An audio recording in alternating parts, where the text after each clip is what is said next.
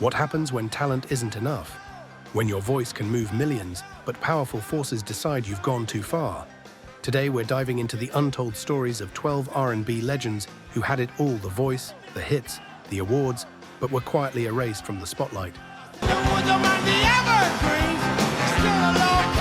From career-ending scandals to standing up for what's right, these artists paid the ultimate price in an industry that can build you up one moment and tear you down the next. Their stories will shock you, inspire you, and remind you that behind every song you love, there's often a struggle you never knew about. I'm your host at R&B Grove, and this is the story of 12 R&B singers who were blacklisted from the industry. Number 12, Eartha Kitt. It's January 1968. The White House, a luncheon hosted by First Lady Lady Bird Johnson. And among the elegant guests sits Eartha Kitt, international superstar, sex symbol, and one of the most distinctive voices in entertainment. What happened next would destroy her American career for nearly a decade. When the conversation turned to Vietnam and urban youth, Kitt didn't hold back. She spoke passionately about young people being snatched off to fight a war they didn't understand, about urban poverty and neglect. The room went silent. The First Lady reportedly cried, and Eartha Kitt, she was marked. Within weeks, the work dried up. The CIA, yes, the Central Intelligence Agency, opened a file on her, labeling her a sadistic nymphomaniac and investigating her overseas connections. Nightclub bookings vanished. Television shows cancelled her appearances. Record deals evaporated. The woman who had purred Santa Baby into American hearts was suddenly too dangerous for American stages. For the next 10 years, Kitt had to work primarily in Europe, where audiences still embraced her. She was effectively exiled from her own country for speaking her mind. The CIA file on her ran dozens of pages, all because she dared to criticize a war at a White House luncheon. What makes Kitt's blacklisting even more chilling is how coordinated it was across every level of the entertainment industry. Theater owners received quiet calls suggesting she was box office poison. Television producers were told she'd attract protests. Even her recording sessions were monitored. With studio musicians warned that working with her might draw unwanted attention. This wasn't just industry gossip. This was a government-backed campaign to make one of the most talented performers of her generation unemployable in her own country. You're hysterical. The blacklist was real, it was political, and Eartha Kitt was living proof that even international fame couldn't protect you if you challenged the wrong people. Number 11, Sam Cooke. Now here's where things get controversial. Sam Cooke's death in December 1964 is officially ruled a justifiable homicide. But what led up to that fatal night at the Hacienda Motel? And why was one of the most successful black entrepreneurs in music history increasingly isolated in the months before his death? By 1964, Sam Cooke wasn't just a singer, he was a threat to the entire system. He owned his masters. He ran his own record label, SAR Records. He published his own music. He was mentoring younger artists and showing them how to maintain control of their careers. In an industry built on exploiting black artists, Cooke was teaching people how to break free. More than that, he was becoming increasingly involved in the civil rights movement. He'd written "A Change Is Gonna Come" after being turned away from a whites-only hotel. He was friends with Malcolm X and Muhammad Ali. He was using his platform and his money to support the movement. Come on, baby, and let's do that twist. Industry insiders began to notice the cold shoulder. Radio stations that once played his every release suddenly had less airtime. Venues that had fought to book him found reasons to delay. Twist, and good. Some fellas just brought out a song and said, "Come on, baby." Associates reported mysterious warnings to be careful with Cooke. Then came that December night. The circumstances remain suspicious to anyone who examines them closely. Way up, twisting. And in the aftermath, his business empire was quickly dismantled, his masters sold off, his revolutionary model of artist independence buried with him. Perhaps most telling is what happened to the artists he'd been mentoring. Swing it, fellas. I love the... Several of them reported being approached by industry figures who made it clear that following Cooke's independent path would be career suicide. His record label was absorbed, his publishing rights were sold, and the entire infrastructure he'd built to empower black artists was systematically destroyed within months of his death. It was as if the industry wanted to erase not just the man, but the very idea that black artists could control their own destinies. Whether his blacklisting led directly to his death or simply made him vulnerable, we'll never know for certain. But this much is clear. Sam Cooke showed the industry a future where artists had power, and that future terrified the people in control. Number 10, Paul Robeson. Before there was R&B, there was Paul Robeson, and the blueprint for how to destroy a black artist who gets too powerful was written with his career. That's the old man that I'd like to be. In the 1940s, Paul Robeson was one of the most famous men in America. An all-American football player, a Columbia Law School graduate, a Broadway star, a recording artist who sold millions. Body all aching and racked with pain. A movie star who commanded the screen. And increasingly, a vocal advocate for civil rights and labor rights who wasn't afraid to criticize American racism or praise socialist ideals. That's when the blacklist began. By the early 1950s, Robeson found himself hauled before the House Un-American Activities Committee.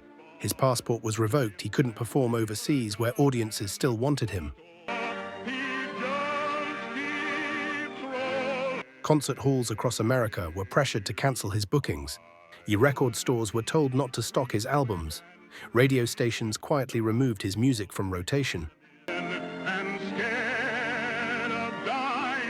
The man who had once earned over $100,000 a year, enormous money in the 1940s, found himself financially devastated.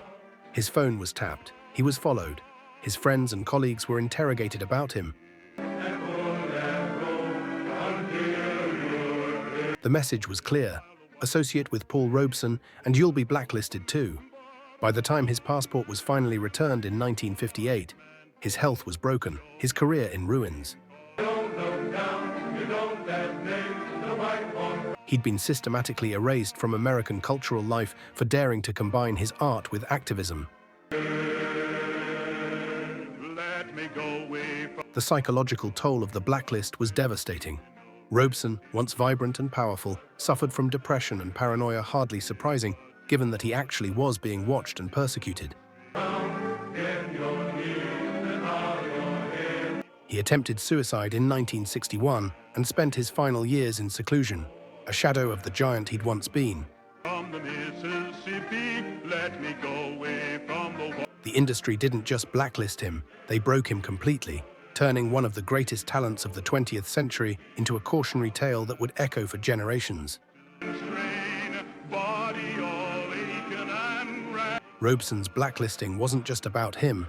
It was a warning shot to every black entertainer who came after. Stay in your lane or we'll destroy you. Hold on, real quick. I need to tell you something that's honestly crazy. Only 1% of the people watching this video are actually subscribed to R&B Grove. 1%. That means 99 out of every 100 of you are listening to this breakdown, vibing with these classic soul records, and you're not even subscribed yet. If you're loving this content, if you appreciate deep dives into the music that built R&B, do me a favor. Hit that subscribe button right now. It takes 2 seconds, it's completely free, and it helps us keep bringing you these stories every single week. All right, back to the countdown. Well, the day has passed. Number 9, Josephine Baker. Josephine Baker conquered Paris when America wouldn't let her on the stage. But when she returned to the United States in the 1950s, ready to bring her international stardom home, she walked straight into a blacklist that would test everything she'd built. Baker had become an international sensation in France, a genuine superstar who performed for royalty, broke box office records, and lived the life America had denied her because of Jim Crow segregation. But she never forgot where she came from. And when she returned to the States, she had conditions: integrated audiences, equal treatment, dignity, and respect. The Stork Club incident in 1951 changed everything. When the famous New York nightclub refused to serve her, she didn't quietly accept it. She fought back publicly. She called out the racism. And she expected Walter Winchell, the most powerful gossip columnist in America, who was at the club that night, to support her. He didn't. Instead, Winchell turned his column and his considerable media power against her. He questioned her patriotism. He suggested communist sympathies. He launched a whisper campaign that reached the FBI and beyond. Suddenly, bookings became complicated. Venues worried about controversy. Television shows found reasons to book other performers. Yes, sir, that's my baby. The woman who was the highest paid entertainer in Europe couldn't get steady work in her own country. The financial impact was staggering. Baker was supporting her Rainbow Tribe, 12 adopted children from around the world, living in a French chateau. The American income she'd counted on to support this vision simply evaporated. No, sir, I don't mean maybe. Yes, sir, that's my baby. She eventually lost the chateau and struggled financially for years, all because she demanded to be treated like a human being in her own country. The blacklist didn't just hurt her career, it threatened her ability to care for her family and maintain the life she'd built as a symbol of racial harmony. You're my sweeter Christmas note. Baker was eventually vindicated. Martin Luther King Jr. asked her to speak at the March on Washington, and she received standing ovations. But the peak years of her career, the years when she could have been the biggest star in America, were stolen from her by a systematic blacklist that punished her for demanding basic human dignity. Number 8. Little Richard. Now you might be thinking, wait, Little Richard? He had hits for decades. And you'd be right. But what you might not know is how many times the industry tried to silence the man who invented rock and roll's wild side, and how his blackness and his queerness made him a perpetual target. In the late 1950s, Little Richard was arguably the biggest rock and roll star on the planet. Tutti Frutti, Long Tall Sally, Good Golly Miss Molly. These weren't just hits, they were revolutionary. He was making more money than most black entertainers had ever seen. But he was also flamboyant in an era that demanded conformity. He was black in an industry being rapidly whitewashed. And he was challenging every sexual and gender norm of the conservative 1950s just by being himself. When he suddenly quit music in 1957 to attend Bible college, the official story was spiritual awakening. But insiders knew the pressure had become unbearable. The industry wanted his sound. They just wanted it performed by white artists. Elvis, Pat Boone, and others were already covering his songs and outselling him with sanitized versions. Every time Richard tried to return to secular music over the decades, he faced a new version of the blacklist. Radio programmers who found him too wild, television producers who worried about his image, record executives who wanted to control and contain what made him special. Tutti frutti. He never got the financial credit he deserved for inventing a sound that made billions for others. And throughout it all, there was a systematic effort to minimize his contributions, erase his queerness, and keep him from getting too powerful again. The pattern repeated itself like clockwork. Richard would release new music. It would be brilliant and innovative, and then radio would promote the cover versions by white artists instead. He watched Pat Boone's neutered version of Tutti Frutti outsell his original. He saw Elvis become the king of rock and roll with a sound Richard had pioneered. And when he pointed this out, when he demanded recognition and fair compensation, he was labeled as difficult, ungrateful, or living in the past. The industry gaslighted him for decades about his own contributions to music history. Little Richard survived by being undeniable. But imagine what he could have achieved without decades of industry resistance. Number 7, Nina Simone. A new day, it's a new life. Nina Simone didn't just sing about the civil rights movement, she weaponized her music for it, and the industry made her pay for every note of resistance. For me, and I'm feeling. In the early 1960s, Nina Simone had a promising career as a jazz and blues vocalist with crossover appeal. She could have played it safe, sung the standards, taken the money and the mainstream acceptance. Instead, she wrote Mississippi Goddam. When you shine, you know how I feel. Released in 1964 in response to racist violence in the South, including the murder of Medgar Evers and the Birmingham church bombing that killed 4 little girls, the song was incendiary. Radio stations in the South literally broke the records and sent them back to her label. But that was just the beginning. As Simone became more politically active, befriending Malcolm X, Lorraine Hansberry, and other activists, the professional consequences mounted. Television shows stopped calling. Her record label grew increasingly uncomfortable. Venues worried about protests or violence at her concerts. And there was another weapon used against her, the IRS. Having fun, you know what I mean. Like so many black activists and artists, Simone found herself targeted with tax investigations and financial harassment that drained her resources and energy. Eventually, she fled the country, living in exile in Liberia, Switzerland, and finally France. Sleep in peace when day is done. For more than a decade, the woman who wrote the soundtrack to Black Liberation couldn't get meaningful work in the country that needed to hear her voice most. No. Butterflies all. American radio largely ignored her. American record labels dropped her. American venues forgot her name. What's heartbreaking is that Simone's mental health suffered tremendously during this period.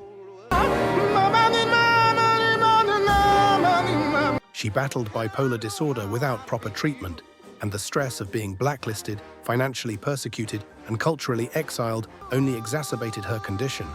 Friends reported that she became increasingly isolated and paranoid. And you know how I feel. And who could blame her when the government actually was targeting her? The industry didn't just blacklist her music, they contributed to a personal crisis that haunted her for the rest of her life. You know how I feel. Nina Simone was blacklisted for refusing to shut up and sing, and she never regretted her choice, even though it cost her everything. And I'm feeling good. Number 6, Billie Holiday. All of this I'll soon forget. If you know anything about Billie Holiday's life, you know about the drugs, the abusive relationships, the tragic end. But here's what often gets left out. The federal government actively worked to destroy her because of one song, Strange Fruit. 2 or 3 girls has he. That haunting, devastating anti-lynching ballad recorded in 1939 made Billie Holiday dangerous. It made her a target, and the man who would lead the charge against her was Harry Anslinger, the head of the Federal Bureau of Narcotics, who reportedly hated the song, hated what it represented, and hated that a black woman was singing it. Anslinger assigned agents to follow Holiday, to infiltrate her inner circle, to document her drug use. But here's the key. They didn't try to get her help. They tried to catch her, arrest her, and silence her. And when they did arrest her in 1947, they made sure the consequences destroyed her career. After her conviction, Holiday lost her cabaret card, the license required to perform in New York City clubs. He isn't true. The city where she'd become a star was suddenly closed to her. She could still perform in concert halls, but the intimate club settings where she thrived were forbidden. When I know I'll come back home. The harassment never stopped. Even on her deathbed in 1959, there were federal agents in her hospital room arresting her for drug possession. They literally handcuffed a dying woman to her bed. The cruelty extended beyond enforcement. When Holiday tried to perform at Carnegie Hall after losing her cabaret card, federal agents would sometimes show up just to intimidate her and the audience. They'd stand in the back, visible and threatening, making sure everyone knew she was being watched. Some promoters cancelled her performances rather than deal with the scrutiny. The message was clear. Book Billie Holiday and you're inviting federal attention. This turned her from a star into a liability, ensuring that even venues that wanted to support her thought twice about it. Billie Holiday's addiction was real, but the system that criminalized her instead of helping her, that stalked her for 2 decades, that stripped her of her ability to work. That was a calculated blacklist designed to punish her for singing truth about America's racial violence. Number 5, the ink spots. When I climbed that mountain. You might not expect a harmony group known for romantic ballads to end up blacklisted, but the ink spots story shows how the industry could destroy careers over simple economics and control. I'd climb the highest. In the 1940s, the ink spots were one of the most popular vocal groups in the world. They'd pioneered a style that would influence doo-wop, soul, and R&B for generations.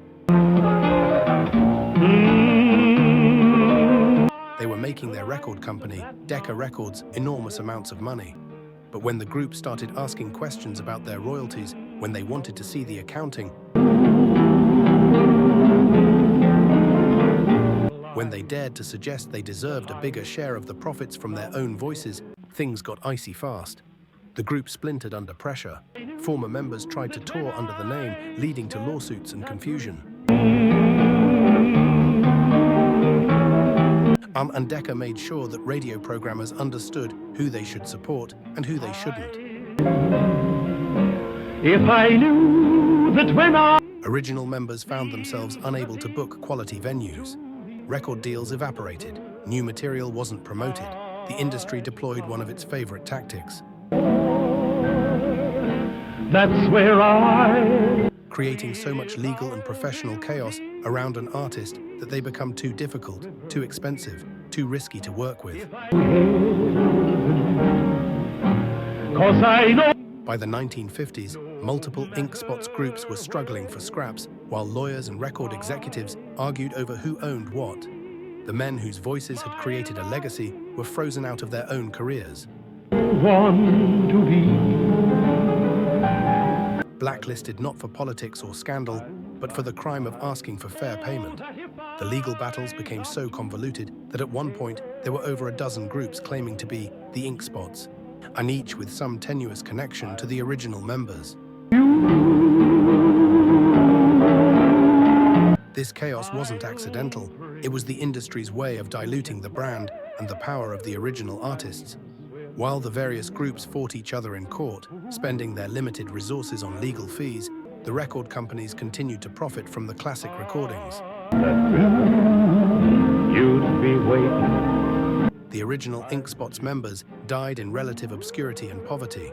Their legacy fragmented, their name turned into a legal nightmare that benefited everyone except the men who'd created the music. If I knew that when I climbed that... It was a template that would be used against countless other R&B groups in the decades to come. Number 4. Big Mama Thornton. Big Mama Thornton's story is Blacklisting by Erasure, and it shows how the industry could steal everything from a black artist and act like they never existed. In 1952, Big Mama Thornton recorded Hound Dog.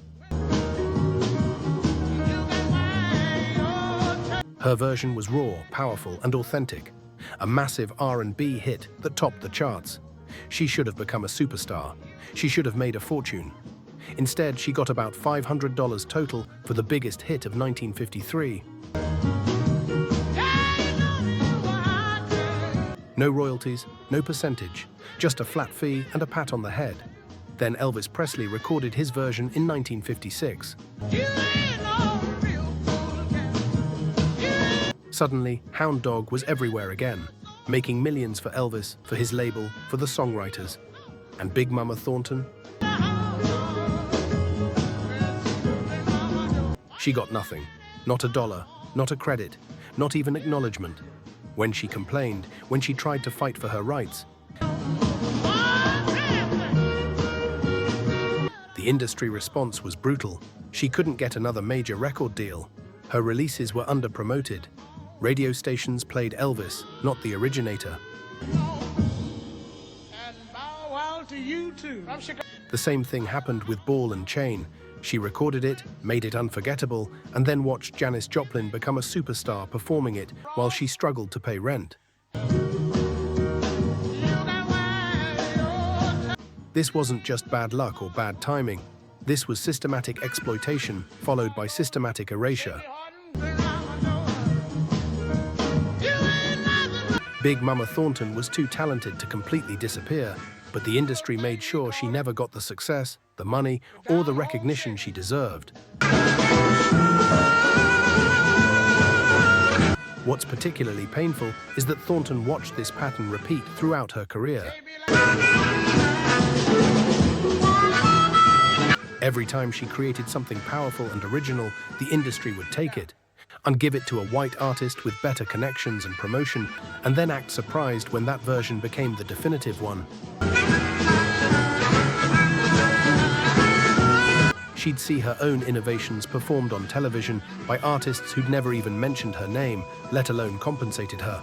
And when she'd bring this up in interviews or conversations, she was dismissed as bitter or jealous, rather than recognized as a victim of systematic theft.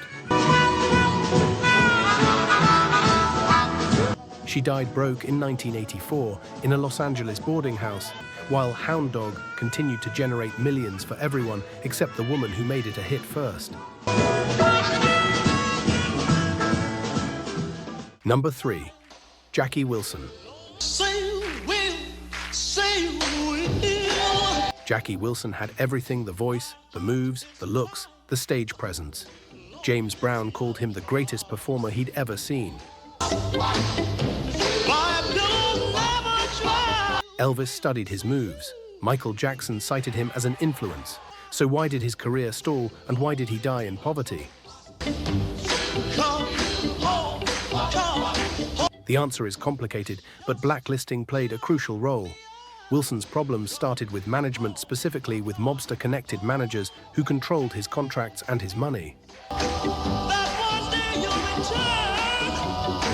When he tried to break free, when he questioned where his money was going, he found himself in an impossible situation. Venues suddenly had scheduling conflicts. Record promotion became lackluster.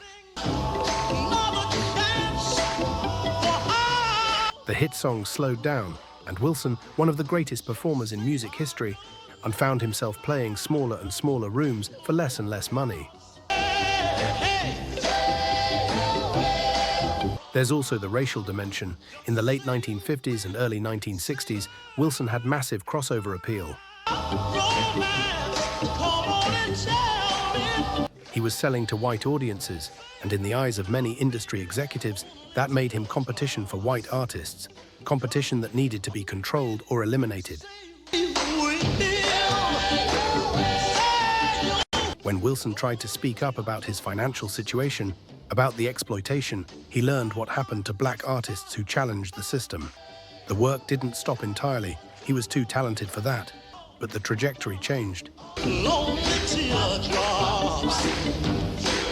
Instead of becoming one of the biggest stars in the world, he became a cautionary tale. By the time he suffered a heart attack on stage in 1975 and spent his final 8 years in a coma, he was essentially broke. The man who generated millions died without adequate health insurance, supported by benefit concerts thrown by other artists who knew he'd been robbed. The tragedy deepened when it was revealed that Wilson had been living in near poverty for years before his collapse, performing constantly just to pay bills while his management siphoned off the profits. His children were left with almost nothing. His estate was a mess of competing claims and unpaid debts. And perhaps most insulting, the very people who'd controlled and exploited him for decades tried to position themselves as his champions after his death, selling his story and his legacy while his family struggled. The blacklist had been so effective that even in death, Jackie Wilson couldn't escape the system that had destroyed him. Jackie Wilson's blacklisting was economic, or systematic and devastatingly effective. Number 2. Dinah Washington. Dinah Washington was the queen of the blues, one of the greatest vocalists of the 20th century. But her outspoken nature, her refusal to be controlled, and her complicated personal life made her a target for an industry that demanded compliance. So much. I'd like to do a tune from an... Washington had hits across multiple genres: blues, R&B, jazz, pop. She could sing anything and make it sound incredible. But she was also known for speaking her mind, for demanding respect, for refusing to tolerate racism or exploitation. Gone away, and now you'll hear me saying... Record executives found her difficult. Translation: she wouldn't accept being cheated. Radio programmers thought she was too controversial. Translation: she wouldn't pretend to be someone she wasn't. You're my big brave... Venues worried about her unpredictability. Translation: she wouldn't smile and nod when treated poorly. You wore down my resistance. I fell... In the late 1950s and early 1960s, as white artists began dominating the pop charts with sanitized versions of R&B, Washington found her path to mainstream superstardom blocked. To capture me. Her records weren't promoted with the same energy. Her television appearances were limited. Her crossover potential was deliberately contained. I never had... There was also the whisper campaign, rumors about her personal life, her marriages, her behavior, designed to make her seem risky to work with. With so much emotion. In an era when a woman's reputation could be weaponized against her, Washington faced constant character assassination. Could you care?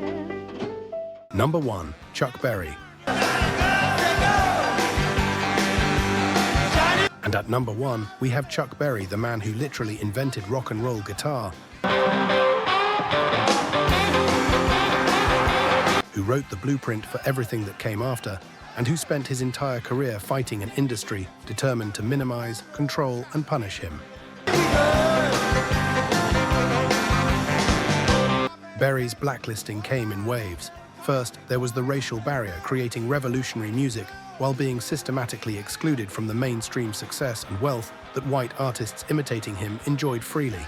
You'll be the leader of a big old band. Then came the legal troubles. In 1959, Berry was arrested under the Mann Act, a law originally designed to combat sex trafficking, but often weaponized against black men, especially those who'd achieved success. He spent 20 months in prison. Whether the charges were legitimate or a setup remains debated, but the timing was certainly convenient for an industry uncomfortable with a black man who owned his publishing and controlled his career.